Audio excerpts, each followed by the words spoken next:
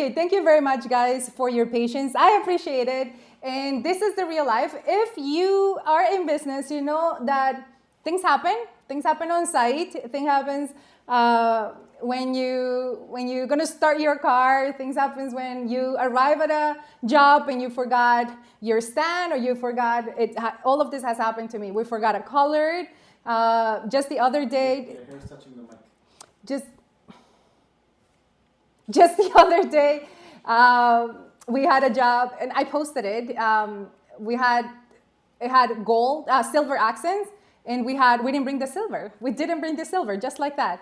Things happens, okay? But thank you very much. So we're just gonna get started. For those of you who don't know me, my name is Alex, and I am the founder of WeBalloons, along with my lovely husband, Mr. WeBalloons.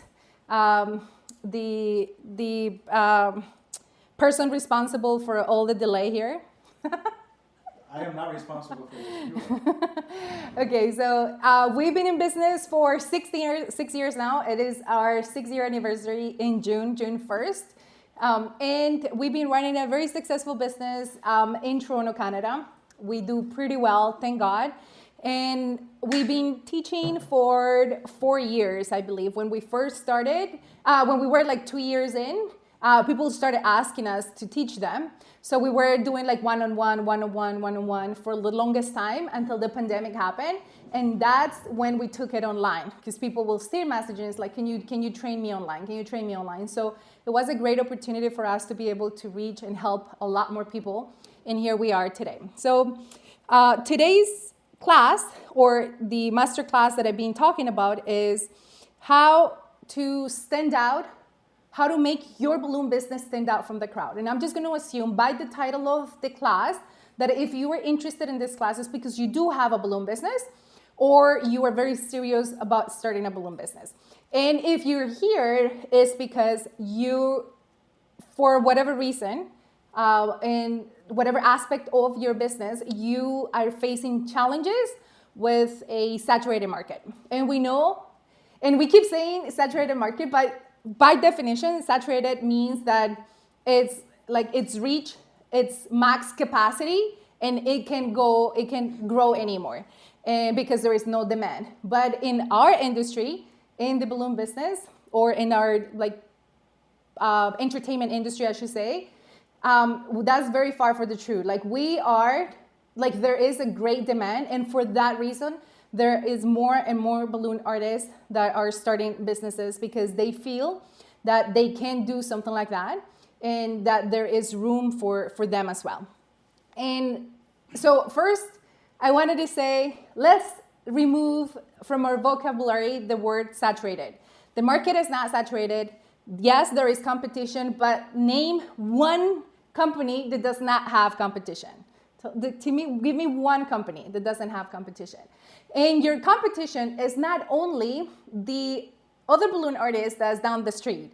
Your competition is anything that your customer can choose instead of you, right? So do you ever thought about it? Let me know in the comments. Do you ever think about it like that? Do you know that a florist can very well be your competitor? Do you know that Party City is your competitor? Because competition is not the person that does the exact same thing as you do it, and it offers the same products that you offer, but the competition really is the alternatives that your client has when they're thinking of an event and they want to decorate. So do I do a backdrop with flowers or do I do a backdrop with balloons? So at that point, you and I are competitors, but the florist is also our competitor, right? Let me know in the comments, because I'm always very fascinated about this topic, and I like to learn more and more. And when I first realized this, it gave me a broader perspective of what we can incorporate into our business. So that's why if you see that your client is using a lot of flowers, then maybe there is an opportunity for you to incorporate flowers in your balloons, right? And that's more likely than a florist incorporating balloons into their arrangements, right? Why not? So, okay, so the problem that we face as balloon artists is that you you're offering, let's say, balloon garlands, and there is 10 more people offering balloon garlands like you. But then everybody is at a different price point. So if your client look at all the 10 companies and they see no difference between any of the 10 companies, and the only variable is the price, then obviously they're gonna go with what makes more sense to them. And how is that bad? That's not bad at all. That's very logical. That's something that you and I will do. If I'm buying a pair of shoes and then I see a very similar design and colored and make, then the price is significantly different between one and the other, then probably the price is going to play a big factor, right? So that's something that you will do, and let me know in the comments. Is your client wrong for choosing the competitor over you because they charge less? Have you ever stopped and think, what can I do so my client stay with me despite my price? How can I show why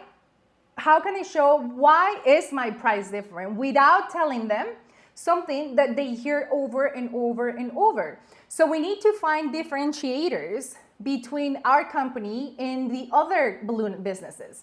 So some of the differentiators that a lot of people choose are like good quality balloons, for example, right? And that's an expectation. And the truth is that we all use the same 5 brands of balloons. There's only 5 brands. Like a professional balloon artist or a person that's already started a business is most likely already using Tuftex or Qualatex or Gemma, Calisign, Sempertex. Like there is nothing more than that, right? It's very unlikely that a balloon artist that also already working professionally, already getting money in exchange for their work are using Amazon balloons or the dollar store balloon or Party City balloons, right? Even if that's how they started, is very unlikely. We all use the same balloons. So the fact that we say we use very good quality balloons, that is not a differentiator. That is an expectation. The fact that you say we offer good, a good design, or our designs are bigger or whatever, like that is not noticeable to the client, especially if you have never made an effort to show that in your pictures or to talk about. So we want to find something that make us not unique, because like there is just very few companies that will ever achieve that unique style or like trendsetter style, right? Like there are very, very a few companies. Everybody else just get inspired by each other. Like we all get inspired by each other. We all get contaminated by each other. You see an image today, and a month from now, you get a job, and then you start getting ideas from that one image that you saw a month ago, right? So it's not about uniqueness, but it's about how can I stand out to my client? Like how can I stand out when they call me? How they perceive wee balloons, right? So if they said, let me give you an example. If they sent a message, like a quote request, and they said, I'm looking for a graduation balloon for June 24th. And I have an auto reply that says, we'll get back to you within 24 and 48 hours. And she sends, because I know I'm special, but I know that client is sending that same message to 10 other people. So if everybody says, we'll get back to you within 12 to 48 hours or whatever, the client is already getting used to that answer, and now she knows that she just has to wait, right? What else is she gonna do? She has to wait for a reply. But what if out of those 9 people answer right away? Don't you think that person is gonna be in a better position to win this client versus the other 9 who had a standard message saying, we will get back to you within 12 and 48 hours? By the time you get back to that client, she most likely, and very, very likely, she closed with that person who answered. Because it's the client perceives quality in those details. So if you reach out, and it happens to me a lot, if you ask me to fill up a form, you lose me. I don't like to fill up a form. I don't like to fill up applications. I don't like to submit anything. I'm an Instagram message kind of person. So if I send you a DM and you never answer, I mean, like, I'm just going to move on and try to find another person, right? And there's a lot of people like that. They message you on Instagram because they want an immediate answer. That's the beauty of Instagram. They send a message at 10 p.m. and they magically expect you to answer it at 10 p.m. I'm not saying that should be your expectation. What I'm trying to show you is the possibility or the options that you might have as a business to present yourself different compared to the other 100 ballooners that are in your area. So if you were to offer, for example, let's say the fastest turnaround time, and then you know that that is your value proposition, that you know that that's what you promised to your client and that's what they're gonna get. So if I was to offer, let's say, the fastest balloon company in the city, and I make that my motto, and then I said, okay, that's it. Then people start associating me with fast response, fast delivery, fast turnaround time, fast booking, fast everything. So that will be a differentiator because a lot of people do things the same way. We all tend to do things the same way. We get an email, then we start exchanging messages back and forth, and then it takes sometimes a day or two between messages so the client can get a quote. So if that happens, then we're not standing out, right? But if you are the fastest in the city, the fastest turnaround, now that will come at a price because then you need to hire somebody that can be on call, let's just say, every time to answer the messages. Another differentiator will be, let's say, same-day delivery.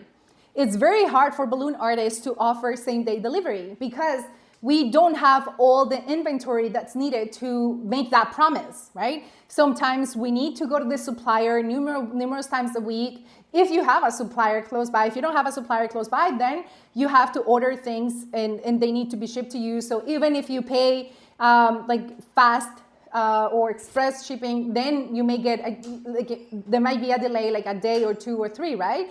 So what if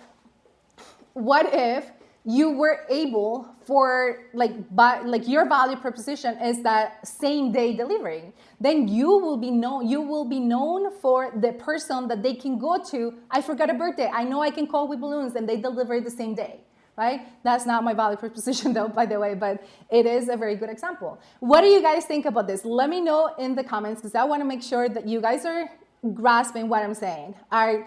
Have you ever thought of any of these options for your business so you could stand out? Because the reality is that offering a great product, like a great product meaning not the quality of the balloons, but a really good design, it's now an expectation for you to even play, like for you to even be able to be considered, right? Like it's not, when I started, like I used to see a lot of small, like even myself, like I remember I made a balloon garland with all 5-inch balloons because I 5 and 11-inch balloons because I wanted to get that that look with different balloon sizes, and I thought that's what it was. So just like I made that mistake, and I call it a mistake because I didn't like it, just like I made that mistake, there are 100 other ballooners that you could tell just by looking at the picture that they were starting.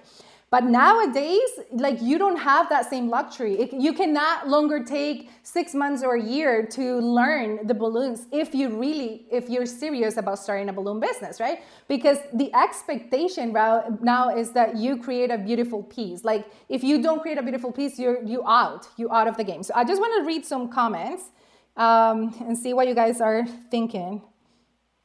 I want to give you an example of a company that, like there are many companies that have been able to achieve this, and these are big names, but what I want us to understand is the concept. And with this class, what I'm trying to get you is to get you think. So today when we finish this masterclass, you're going to be able to think and have a different perspective of how your business it stands compared to the competition and how you can make it different. So it doesn't have to be super innovative. it doesn't have to be that you offer the balloons in a different way, which is some, as I mentioned, some balloon artists have that ability and creativity, and they create amazing things, and that is beautiful. The majority of us are not like that. So what can you do that becomes one of your strengths and that is missing in the market? So you might need to do some market research as well. Sometimes the client knows more about the businesses than we know about the competition. So I'm going to say that I personally don't do this anymore. Thankfully, we are constantly booked. Like every weekend, we're booked weekend over weekend. And then it's not my priority at this time to get into that area of the business, right? But it is something that I did before. So we were always known for we not always were known, but we are now known for being for doing the big installations. Like we do bigger installations, and a lot of event planners who have their own balloon artists, sometimes they'll rather come to us for a bigger installation because we have the experience and we have been known for making those big installations in the city. So we have the resources, the knowledge, the experience, and we know how, and we can make it. And sometimes you can really afford to have a big installation with a person that's new in the business because they don't have the experience and they don't have the time to fix it if something was to happen. What kind of questions do you ask the client so you'll know exactly what they are wanting? So the questions, so normally the client, when they come to you, they already have a vision. They already know what they want. And if they don't, I invite them to look at my page first, because I'm not going to waste any amount of time giving this client ideas before I can give them price. So and then they just go with my idea, right? So what I said is, let me know what you have in mind. What do you have in mind, or what is your budget? So those are very important questions that help me filter the clients. And it's a filter that goes both ways, right? Because if the client says, I want 2 arches and my budget is $450, then I'm going to say right away, for $450, I can give you this balloon tower, and I'm going to send a picture, right? And then the design or the colors or anything else will only come after she agrees to the design or to the price. But it's a very good indicator that we're not a good fit for each other, right? Because her budget doesn't align with my prices or with what she's asking anyways. So it's very important to ask questions that help you, that guide the conversation to a point. And you're the professional, you should know those questions more than the client. So the client shouldn't be leading the conversation, right? Like, what do you charge, or what do you offer, or what is your design, or where do you get your idea? So how do we get this design, or this is what I'm looking for, what can you do? No, you are the professional, Mr. Customer. That's a beautiful theme. Or if they don't have a theme, okay, let me know what your daughter likes. Or if you want, you can just look at my page and let me know at least an idea of a design. So an idea of a design will let me know what her vision is, like how big she wants it. It might not end up being that big. It might not end up being the same colors, the same theme. But I know that what she wants is not a helium bouquet, right? So you ask the questions and then you tell them what you can offer. And that's the process that I make. But what I'm talking about right now is not in a one-on-one conversation. What I'm talking about as your differentiator comes as part of your marketing and your branding. You need to be known for one thing that is going to help you be different. So you guys know, or at least I saw the news that Party City was going to close in Canada. And I think that's big news for us balloon artists. So what have you done since you heard that? And if you never heard it before, you're hearing it now. So what would you do with something like that? I was at Party City the other day looking for a grad hat. And there is a lot of people that walk into the store every single minute asking for balloons. So those are all potential clients that we could get. So what can we model as a balloon company so we could attract the type of client that is attracted by Party City? What kind of product, what kind of business model, what kind of delivery service. I don't know, like it's something very valid to think about. And then you can become the person that is going to replace the concept of Party City, maybe Party City on demand, right? Like on the road or whatever. I don't know. Like maybe instead of those food trucks, then we just do a balloon truck, and then we just drive around the city. I don't know. Like it's just there are a lot of things that can be done. The way to think about it is, what is the gap in the market? So if you think about your area, right? And every area is going to be different. If you're in a small town, it's very different than if you are in New York City, in Manhattan, in Toronto, or in Quebec. Like we will all be very different. So it's your job to do a market research and say, okay, what will be ideal for the client? Okay, if in a perfect world, what will the client like to do, or what will that process be like when the client needs a balloon or a balloon company? What will be ideal, right? So I remember seeing or like reading about the concept of drive-through. And I don't know if anyone knows the story. So, and if you do, and I'm saying it incorrectly, please help me out in the comments. But what I remember is that the drive-through concept was, it didn't start in fast food. It started in a bank. And then the fast food industry saw that as a potential for them. And then they took it and they capitalized on that more than the bank industry. And that later, like years later, then everybody else was doing it. But something like that, it's also very valid. So what are other industries doing that you could implement in our industry so you can make your work maybe, I don't know, faster, cheaper, more efficient. Efficient in, I don't know, like I remember going to Colombia, and this was 2019, 18. And then I was obsessed with balloons. It was my first 2 years. So I was obsessed with balloons. I went to a balloon store in Colombia, and I just sat down there for like 2 hours, and I was just sitting there. And I was just looking to see their business model, how they did their business. And it was, I've never seen that before anywhere else. So they have all the vinyl, it's already pre-cut. It's already there. So there is the word happy in like 5 different fonts, is the word birthday, like in 5 different fonts, 3 different colors. That's what you have.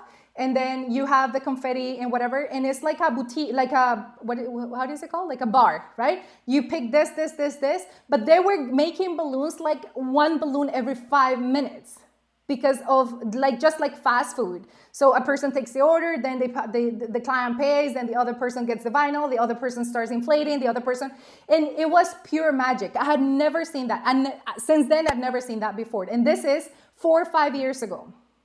So what can you implement in your business today that is going to make you different, at least in your area? Even if it's something that another company is doing in a different country, that's perfectly fine. You need to be different in your area. You don't need to be the most innovative person in the world. You just want to stand out in your area. Does that make sense? Let me know in the comments. Let me know what they're saying, please. Okay. Do most clients tell you their budget?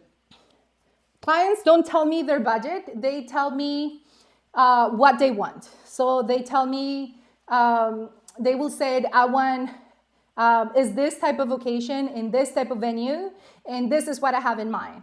And then I try to present always, I ask few probing questions to get a better idea in terms of when the client sends me a picture, for example, that has 4 backdrops and flowers and 3 pillars and butterflies and cutouts and a bunch of other things. So I clarified and said, okay, there are all these elements present in this picture. Are you interested in everything? Or do you even have the space for it? Like in terms of the venue, do you have, like, is it at home? If it's at home, you can only fit 1 or 2 backdrops, right? You cannot really fit 5 backdrops. So I asked probing questions just to understand where that setup is gonna go. And then after the client has able to provide all the information, then I try to present 2 options to the client. One, that it will be the absolutely ideal I will say something like this with 4 backdrops and the flowers and the balloons and the cutouts and the butterflies and the teddy bears and the pillars wrap or whatever. Everything that you want to sell, everything that you know that will make that event be completely over the top that you offer. And then I give them something that they're asking for. So if they say, no, that's okay, you know, I don't have that much room, then I just want one backdrop and just the balloons, then I know that clients normally, what they mean by a little smaller or not that big, I don't like it that big, I don't have it that much space, what they mean is they don't want it that expensive, right? They associate the bigger backdrop with more money, so they always want to scale it down to scale out the price. So I tell them, I give them a price of what they want, and I give them a price of what I know will make that event super cool that I can offer. And then the client gets motivated and inspired by the first option, and they say, wow, that's the first option, and it looks great, and I would love to do that, but I have a budget of X amount. So if that budget, the max that I can spend is, let's say that my first option is $2,000, and the second option, which is what she wanted, is $1,200. Then I will try to offer something in the middle, but then I'm already trying to upsell the client by offering more value compared to what she's getting. So the client feels good because she thinks she's getting a good deal, right? Because she's not paying the $2,000, but then now she's getting more of what she originally wanted. So that's kind of the way I do it. Always providing 2 prices. One that's absolutely the best that client could get, that I can offer without involving other vendors. And the second option is exactly what she wants. Okay, one more question. Mm-hmm. Do you reach out to the client after you give a quote if the client hasn't responded? Sorry? Do you reach out to the client after you give a quote if the client hasn't responded? Do I reach out to the client? After you give them a price? After I give them a price. So if I follow up. So a lot of salespeople will say that the money is in the follow-up. That is actually a saying. Like if you Google it, the money is in the follow-up, you will get tons of articles about that, because it is something that you should be doing. I do it for clients that I'm very interested in working with. So all my corporate clients, I will follow up. If I get a corporate request, then I do a follow-up, because I know in the corporate world, there's a lot of things that happen. You get 100 emails that aren't even for you. So your email can be at the bottom of the list. So just to bring it up to the top, I try to follow ups. Yes, I do follow up and say, please let me know if you have any questions about the quote I sent, or if you want to make any changes. That's normally what I said. I don't say, do you want something cheaper? Did it fit your budget? Because it's not right to assume that the client can afford it. Sometimes it's not a problem, it's not a matter of money. It may be a time issue with the client, right? Like they don't have the time to get back to you. They got distracted with something else, especially when the event is far out. Like if it's not an event coming up in the next week or so, there will be a little delayed in getting the responses. They're thinking about it. So following up is always a great idea. How much should balloon artists charge for balloon hoop? A balloon hoop. Okay, so a balloon hoop, the hoop itself, we just bought a hoop the other day, is $200 for a hoop, and we rent it for $200. Why? It's not a matter of the actual hoop, of the cost of the hoop. And I mean, there is a lot that goes underneath this answer, but we charge the regular standard garland that we do, which is $650 plus delivery, plus the rental of the hoop, which is $200. So I include a disc with the writing on it, right? And I automatically, so if the client doesn't want it, I still charge the $200. So that is my way to discourage the client to downsize the order. So I don't want to say, no, don't give me the sign. No, I want a smaller garland. I'll still, if you want a smaller garland, I'll still charge you $650. So it's just my way of being able to be consistent with the design and the like what I like to do, like the style that I want to present or the style that I want to be known for, I don't take smaller orders. Even my husband was telling me the other day, if she tells you, like we're talking about a particular client, and he goes, if the client tells you that her budget is $500, then what can you do for $500? And I said, I don't do anything for $500. I do it for $650 plus the delivery. So it's because this is the reason behind my answer, okay? And you may agree or disagree, and you may feel that you will take a job for $500, and it's absolutely fine. And when I started, I was doing my jobs for $200. I remember I did my first garland for $120. So I know exactly where you are, because remember that everything that we teach and everything that we shared is from our experiences. We're sitting here today, I'm sitting here today telling you what I'm telling you just because I've been through it, right? And I know where you are, and I feel you, and I understand where you're coming from with your questions. But it's okay if you do a $200 job or a $300 job or a $500 job. I personally feel that in order to maintain the level of work that I want to offer and that I want to be known for, I don't want to take anything less than $650. If I do take a job less than, let's say that you hire me to do 3 jobs the same day. So I will do the main backdrop, which is maybe $800, $900, $1,000, whatever it is. And then you have a sugar card and you just want a small garland. That I will do. And for that, I will charge you less. Of course, I'm not going to charge you $650 for that.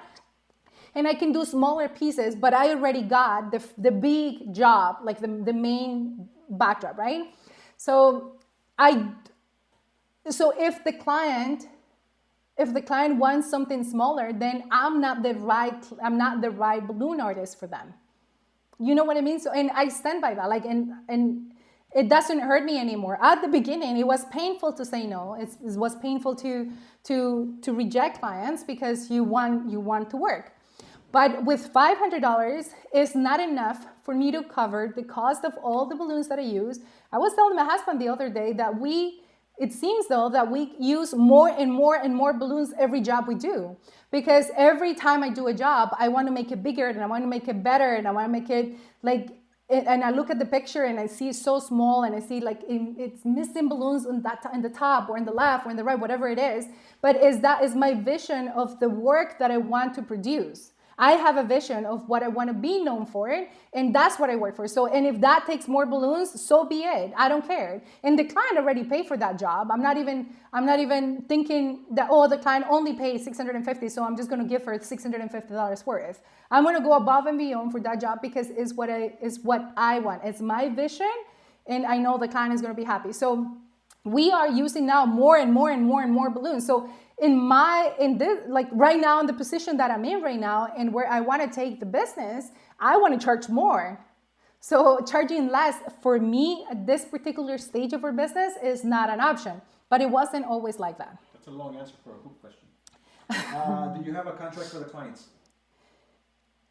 Okay, so I don't use contracts, and this is the reason why. And We don't use it.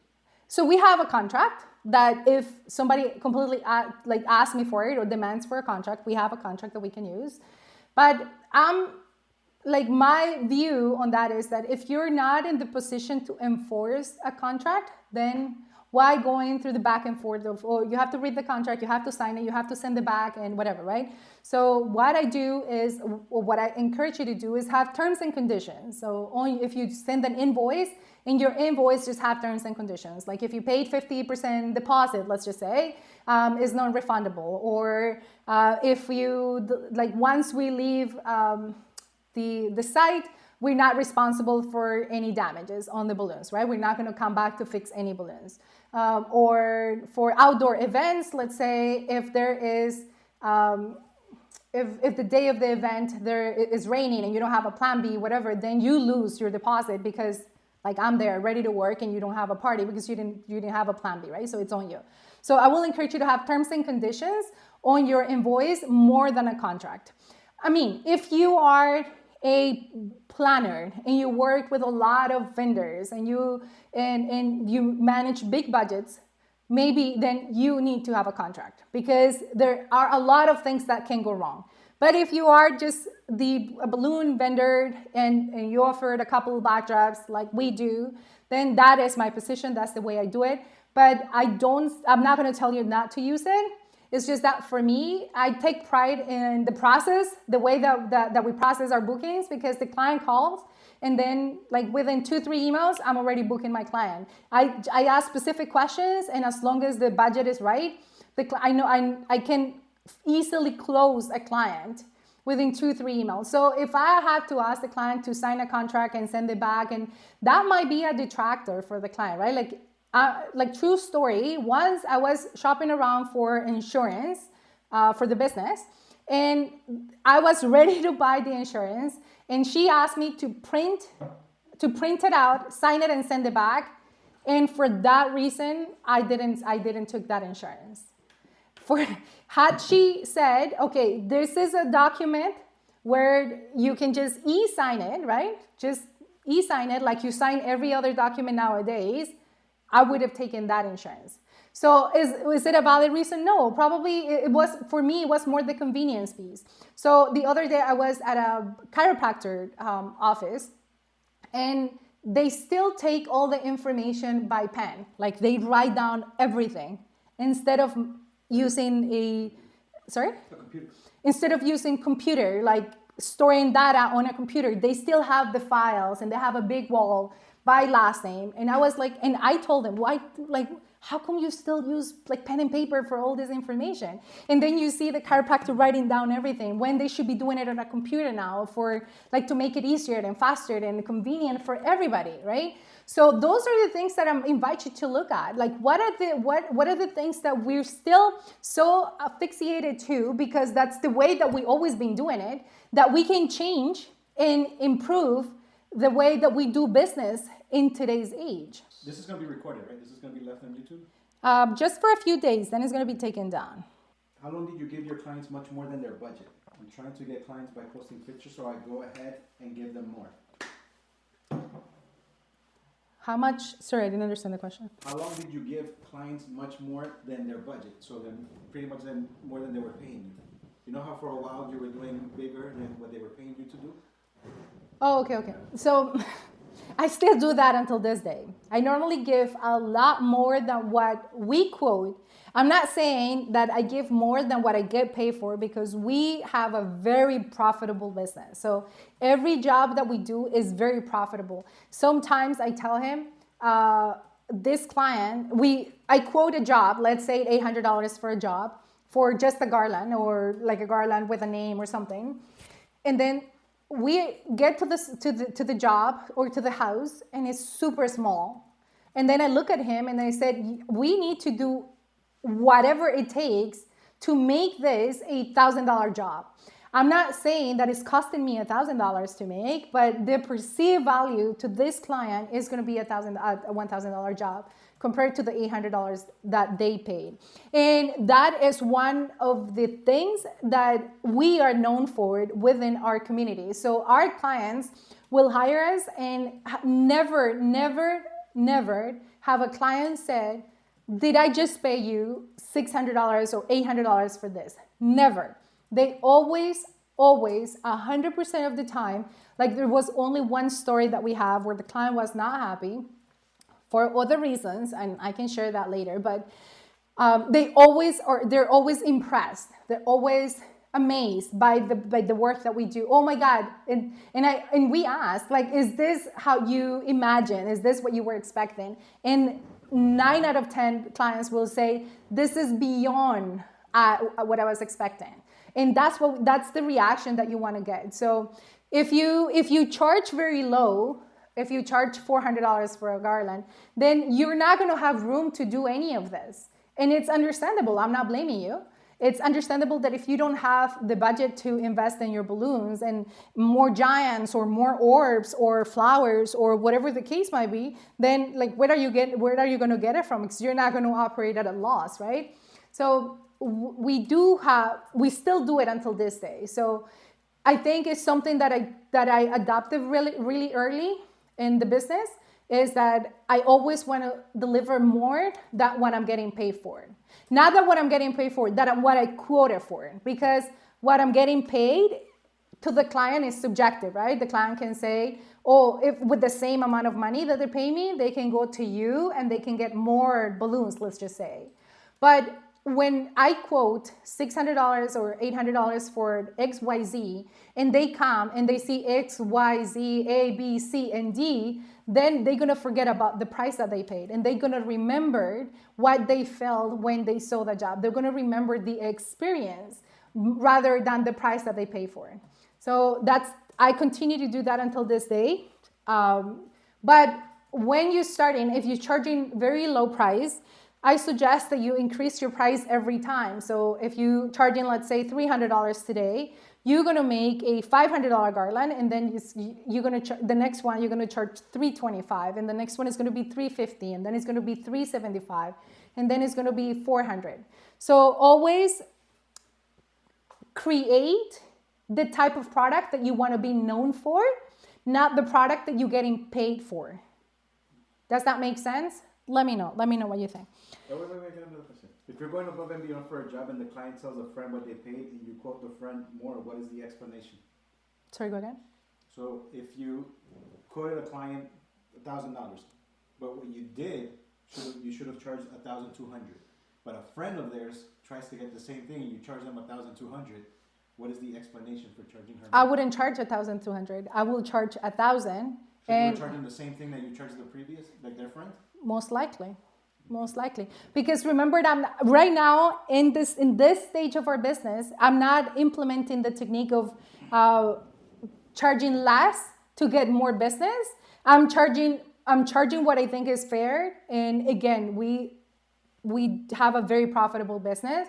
So when we get paid, we're completely happy to go above and beyond for this client. Like, it does not hurt me to make an extra 2, 3, 4 feet of garland, because we're getting paid very well. That's a good point, and I wish you could elaborate on that, because this business is very profitable. So the margin between your investment to your profit is very, very It's very good. So when you operate from the mindset from an abundant mindset, and then you say you and I know that making 2, 3, 4 feet of a garland is not going to cost you more than $20, and then the perceived value for this client can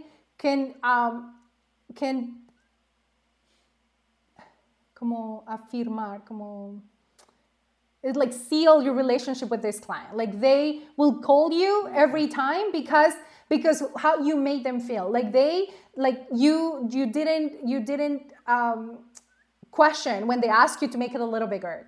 Like, clients tell me sometimes, oh, can you do more here? And I will go and I will do a lot more. I don't care. Like, I'm not going to say, based on my calculations, you only pay for this. No, I will never do that. I'm always going above and beyond. So we have very loyal clients. And I want to say that is the one thing not the one thing, but that is one of the biggest factors for us having a lot of repeat clients. I think that the experience that they have when they hire us I'm not going to say it's unmatchable, but it will take a lot for them to maybe find somebody that does the same thing the way we do it. Now, I'm not talking about the garland and the design, but in the way the entire experience is handled since the moment they booked. So this is another thing. So, okay, let me just pause for a minute, because I have a few, I think I moved the camera, sorry. So I have a few points to help you find a differentiator in your business, right? So we're just gonna go through a few points that I have, and I almost never look at notes, but I was being so intentional and what I wanted to share that I wrote it down so I wouldn't forget. But before I do so, I wanted to talk about the program that we offered. It's called We Balloon Stripe, where we help you with everything that we've been talking about today and a lot more. So one of the differentiators, no, not the differentiators, but what I said earlier is having a good product is not longer a benefit. You cannot say, oh, I have a better product, or sometimes the clients send me pictures that are of garlands that are very narrow, very small. And I said, please keep in mind that my style of work is different, is a lot fuller. and then I give them my price. So I make sure that the client notice the difference, even if they didn't in the past. So if they're trying to compare, one company with We Balloons, then I'll make sure to point out some visible differences so I can help with that decision. So the first thing that we offered in We Balloon Stripe, and it's at the core of the program, is my main goal is to help you become so good that selling becomes easy. So having an average balloon garland is no longer the way to start, because everybody right now, or most people, have a decent balloon garland. It's very rare to see people that have very bad looking balloon garlands, but most people will have an average balloon garland. So one of the few things that you can control is to have a style of work that it's different in size, in my opinion, in size and shape and in design and colors, because the majority of the people is doing an average balloon garland. So when you look at Melbourne balloons, when you look at Balloonique design, when you look at balloon therapy, you know, as soon as you see those pictures, you know who did those jobs. Why? Because they already have like a signature style. Like and normally what the three have in common, they're massive. And you want to learn, you want to scale your work to the level that it causes an impact to the viewer. So if I'm shopping around for balloons and I go to 3-4 pages, what is the most beautiful style that I see? And if they cannot clearly see it as soon as they land on your page, most likely you lost that client. So having an amazing product is the number one thing, but it's the bare minimum that you can have, so you can be noticed by other clients, right?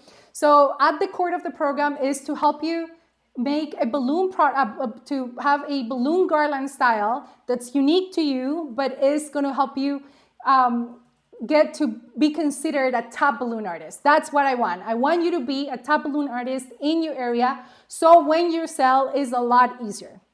So there are 4 components in our program. So the number one is we have over 15 different balloon classes that are going to help you from the very beginner. So whatever stage you're in right now, we're going to help you progress your style until you are able to create massive installations, very similar to what you see in our page.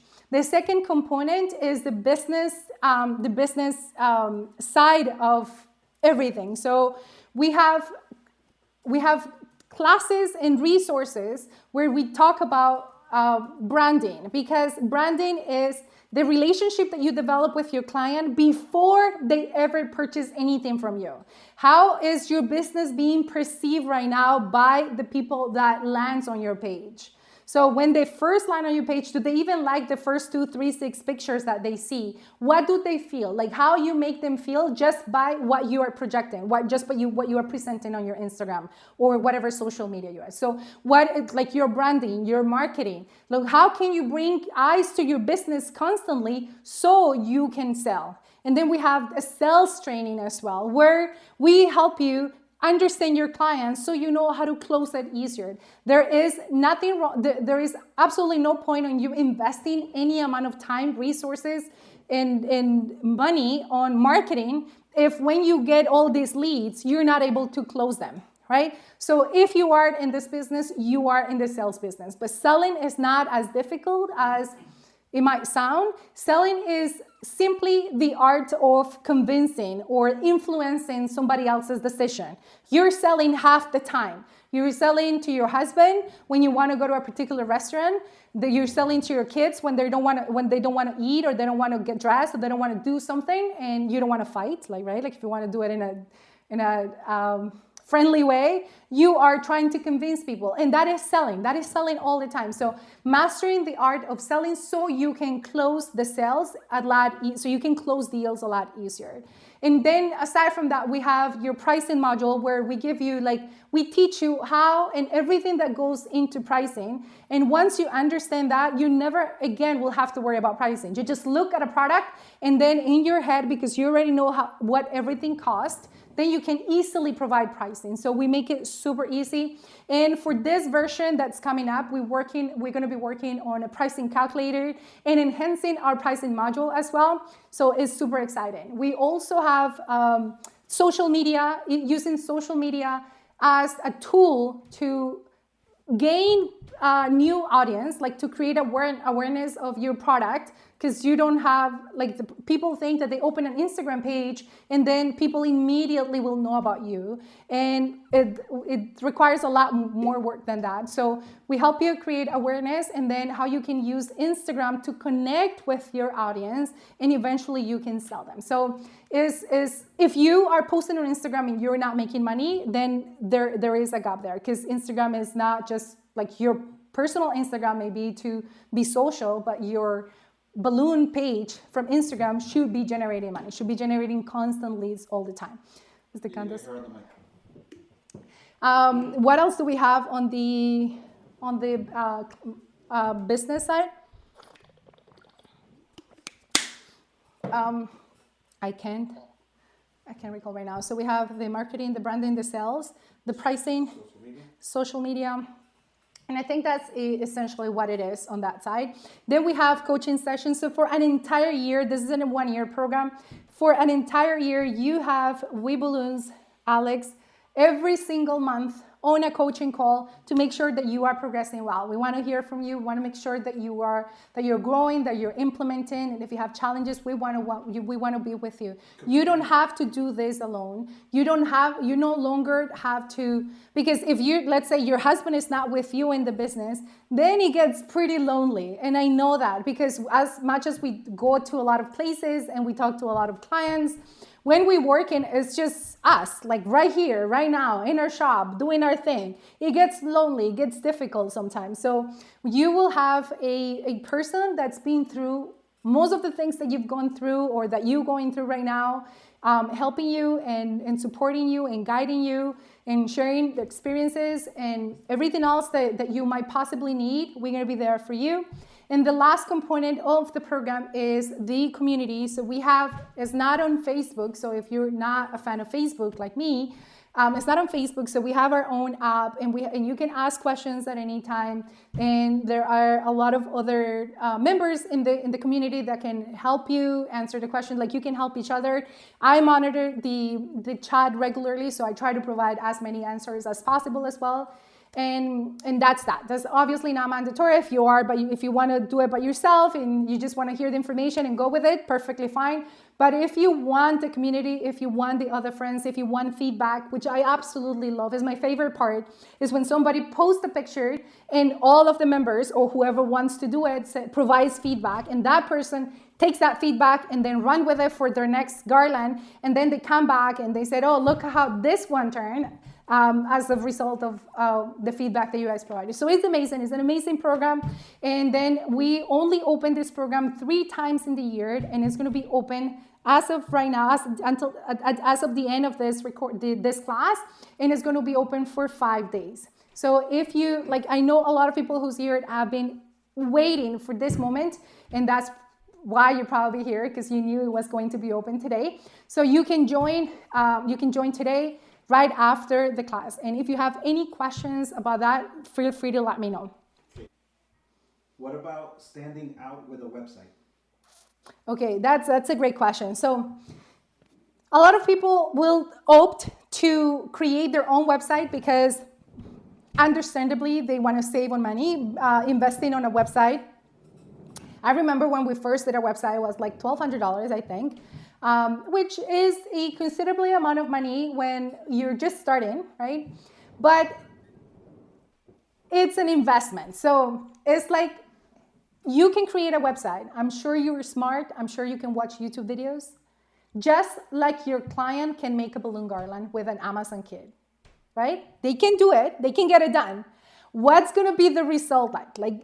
And as much as you think you're doing a pretty good job designing your own website, most likely there are a lot of there will be a lot that you're missing out, because there is a lot that goes into a website. It's not just the colors and the fonts.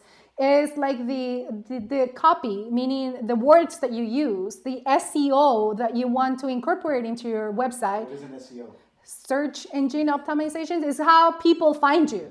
So if a person, if somebody types in balloons near me, is your website going to show up because you have those words that they're using incorporated in your website? So this is what a web designer will do, or a web developer. This is what they focus on. They make sure that every button works properly. Like, it's very annoying when you click on a link and you get the 404 not found message, because that link is not, it doesn't have any information, right? Like, it's a dead link.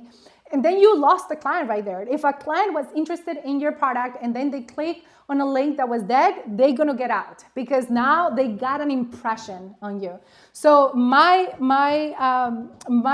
perspective on a website is that when the time is right, if you already started getting clients. So first of all, what you want to do is get a minimum viable product. So what you want to get, a product that you can start getting money for in exchange, right?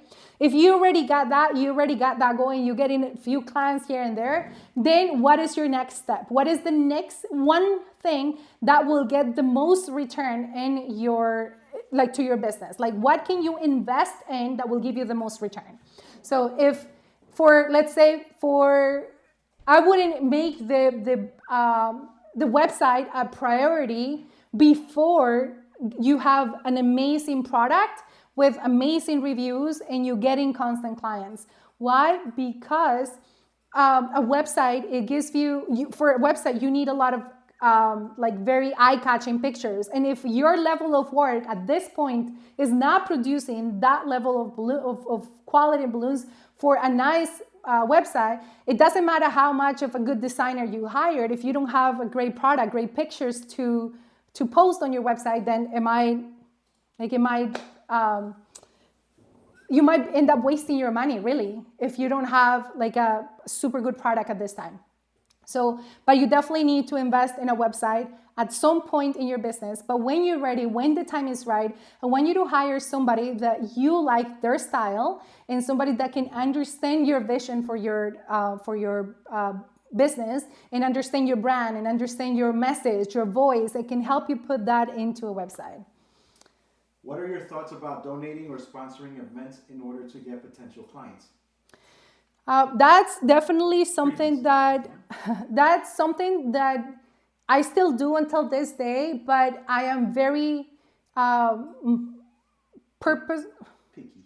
No, picky is not the word. I'm very, I do it with an intent. So if you are asking me for balloons, what am I getting in return? Unless this is for charity or a good cause or a foundation.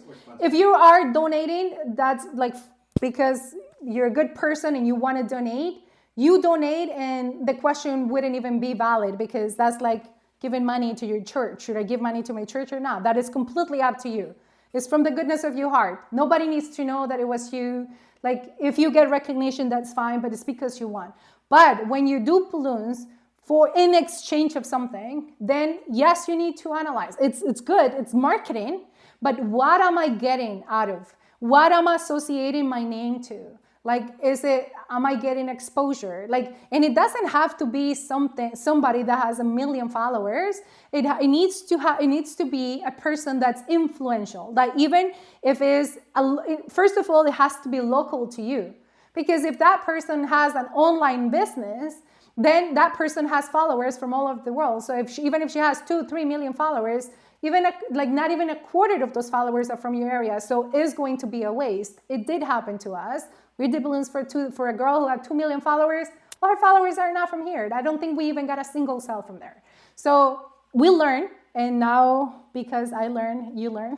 I'd rather have a smaller influencer, a mom that's influential in I don't know, because she has a group in the city, or she works in a fitness club, or she has a dance program or something like that, and she has 1,000, 2,000 followers, I much rather work with that person because I can visualize and I can see that there is a potential with clients coming in as a result of that.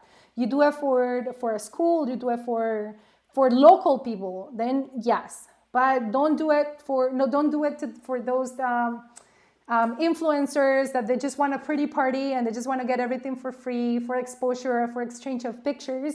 That's definitely not where I'm at right now, not what I want to do. So I will do it for, let's say, an event planner that's doing a photo shoot. That is good. Why? Because first, you start in a relationship with an event planner. And let me tell you that event planners are going to be your best clients, best of the best. Why? Because an event planner takes 10, 20, 30, 40 jobs in a year. And if you are her vendor of choice for balloons, then you're going to get whatever balloon jobs she has. So 10 jobs, 5 jobs. Your best client that's not a planner is going to give you 1 or 2 or 3 jobs max, depending on how many kids she has. And she's not going to make the same, she's not going to spend the same amount of money on a second, third birthday, right? She did it on a first birthday, and she's going to do it on the first birthday for the 3 of them. But then after the second birthday, they're not going to spend the same amount of money. So always try to build very strong relationships with event planners because they're at the best. So if you're doing a photo shoot with an event planner, go for it. Okay, so let's, are there any other questions there? Okay, so let's go with the few steps that you can take to help you stand out. So this is gonna help you start thinking about it and how to think about it and how to go about it so you can try to find a differentiator so you can stand out. So find a line. So once you find a product that not a product, but once you find something that you want to stand out for, then find a simple sentence that you're going to repeat over and over and over. You're going to post it on your social media. You're going to post it on your website. You're going to post it everywhere. Like, let's say the example of the fastest balloon company in the city, or like the same-day delivery. So you're going to have a line and you're just going to position, and then you're going to position that line everywhere you go. So once you find that one thing, I want you to position, and you work at communicating it clearly, because that's going to be another thing. You may have a differentiator right now, you might have it, but you're not communicating it to the client. So if to the client your product seems to be the same as everybody else's, then she doesn't know. She doesn't know what your differentiator is, and then the only variable for that person is going to be price. And if it comes down to price, then most likely they're going to go with the cheapest person. Do you give event planners a better price than regular clients? Sorry? Do you give event planners a better price than regular clients? That is a very tricky question, because I know there's a lot of people that offer vendor discounts. So if it's for you, then I give it to you cheaper. So what I do with my planners is I go above and beyond them, like even more so than I do with my regular clients. So sometimes, let's say, setting up at midnight because the event is next day in the morning and it's a massive job, and things that I will normally charge more for, I wouldn't charge. Or taking on a job when I will normally decline the job because I'm fully booked, and making sure that I make it happen for her, even if it's last minute. So making sure that I'm a reliable source to them. It's what I do instead of the price. So if you want to do a vendor discount for your planners, I do recommend that you do something like that to establish a relationship, and then just to invite them to call you more often, but only if they're giving you business. So don't offer it a vendor discount. In my professional opinion, you can do anything you want. In my professional opinion, don't offer the discount to a vendor that has never given you any business. So if you have an event planner, then you charge whatever you normally charge, and then you can, after the event goes well and everybody's happy, you can send them a note and said, it was a pleasure working with you. I look forward to an opportunity to work with you in the future. Should we work together, then I would like to offer you a whatever discount, or I would waive the delivery fee for whatever area, or you can do an incentive like that, but only to those who are already giving you business. So that is just my point on that. Right now, we're very blessed with the planners that we have. Normally, they even want to give you more. They don't ask you for discounts. They want to give you more work. They want to give you bigger jobs. They want you to win as much as they're winning. Like, it's not in the environment that we are right now with the planners that we have. We are so blessed with all of them. There are great humans to work with, and I tell you right now that sometimes they pay us more than what we charge. So you need to attract the kind of client that you want to work with, and then you go above and beyond and you do anything and everything for that person. And when they feel that you are their person, because you're going to be there no matter what, and you're going to make it work no matter what, then they will keep you as part of their team for as long as they can, right? So the other step or way that you can find to differentiate your product is by the way you present your product, the way you talk about your product, the way you describe your product or your experiences. So if you read at my comments, the captions of my pictures, let's say, majority of the time, unless I'm posting like I'm in a rush or something, but normally I'm very intentional when I post. I always tell a story. I tell a story about anything. I tell a story about just a few days ago, I shared a story of how I forgot a job for one of the event planners and how everything went. So I was telling a story, and it was very nice to see other clients, my clients, replying to that comment and saying, there was one comment that made me cry almost. She said, "This is what you get when you work with small businesses. You will go above and beyond to make sure your event goes perfect," or something like that. And although I'm here exposing myself about forgetting a job, and then my clients are writing me back saying it's okay, like it's okay to make mistakes. You made it work, and that's what is important. This is what we value about you. Like, it was very beautiful to see. So telling stories about your product, telling stories that connect with your audience are going to make you stand out. That is different, because everybody else, and you probably, I think 90% of whoever is here right now are going to post something and say, beautiful balloon garland, beautiful colors, beautiful little girl, beautiful dress, or beautiful garland for a beautiful lady, or thank you so much to my client. It was a pleasure working with you. Aren't those the captions that most people use? So if you find a way to connect with your client, every time you're posting, you're trying to you're trying to spike a feeling in your client. Every time you post, you're going to connect with them easier, and that's going to make you stand out. They're going to want to see your pictures. The other day, I didn't post for like 3 or 4 days, and when I posted, again, somebody said, and I would love to see if that person is here, and somebody said, I was telling a story of how I rear-ended another car, and then how hard that day was because my husband wasn't with me, and I was setting up by myself. And I remember when I first started, because when I first started, I used to do a lot of the setups for myself, the ones during the week or whatever. And then I wrote a caption about that, and then somebody said, I know that if Alex is not posting for 3-4 days, there is something wrong. And that touched my heart in a way, because I know people is looking, they're waiting for our post. They are connected in any way with us. So the way you speak to your client is definitely a way that you can be different from your competition. Now, if you offer something that nobody else is offering, like I wouldn't like those big bouquets. Personally, I don't like them, and I wouldn't offer them. If you have a business and you live in an area and you have a way to transport them, and that's a product that you want to offer, then you can promote your business around that.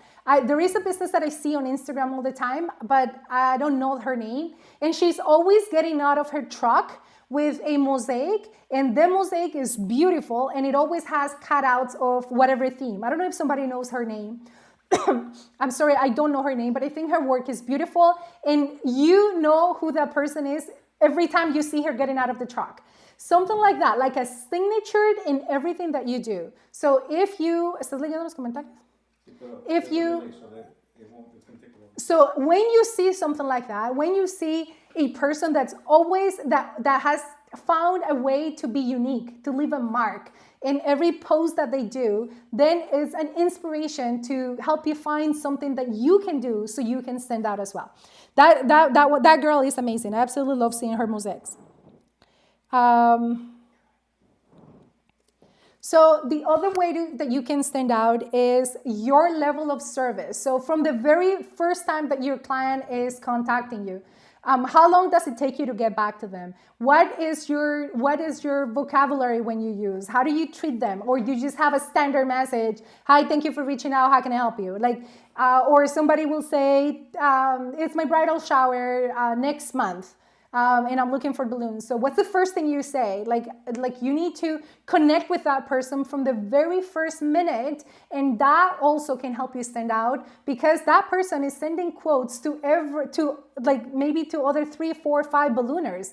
So I have clients that I had a client, the first hot air balloon that I ever did, the first hot air balloon, and I remember her, and then she told me when I went to her house to see the space, she said, I absolutely love the way we connected, and for that I hire you. And I will never forget. And from that client, we gained an entire community. She was from a particular community, and then we win a lot of people from her circle because of the first job that we did. It was an incredible experience working with her. It was amazing, but I still remember her words when she said, I love the way we connected when I first messaged you. So you can stand out by connecting with your clients. So what's the first thing you will say? Congratulations on your engagement, or how I'm super excited for you, right in time for bridal shower season, whatever. So just connect with your client first. Show her that you care. It's not another quote for you. You cared about her event. You care for her. You want to know more about, you're excited to know more about her event and what she has in mind because you want to be the person that's going to help her. So from that first point of communication, how are you treating her? How are you making her feel? Then to the point of the quote, then after that, when the client tells you, can you send me the colors? So can you send me some samples? Sometimes we think that is annoying, but really, that's what the client, that's what's important to that client at that moment. And the fact that you do this day in and day out and 10 times a day has nothing to do with your client. So when you think about what your client really needs and how you can meet all of her desires, then you're gonna be able to truly connect with people that in a way that they will remember you over anybody else. The other way is not a way to stand out, but is a must when you want to stand out, is make sure that you connect with the right audience, because the worst thing that you can do is trying to say something, communicate something, or sell a product or service, or trying to do your marketing in a way that is just reaching the wrong audience.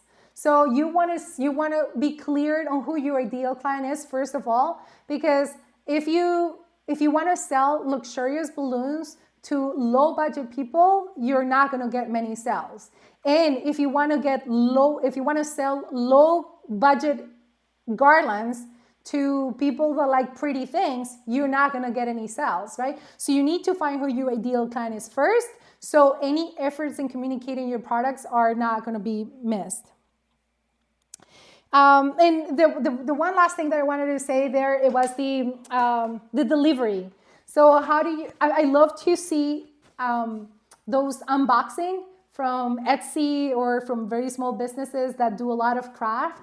And when they do the unboxing, it shows those pretty boxes, the pretty tape, the pretty tissue paper that they use, and how everything is packed in such a way, such a thoughtful way, that it's an experience. It's worth sharing. So when you are delivering your product, what is the absolute best way that you can deliver your product so you create an impact and a lasting impression to your client? So those are amazing points that I hope that were very valuable to you. So you can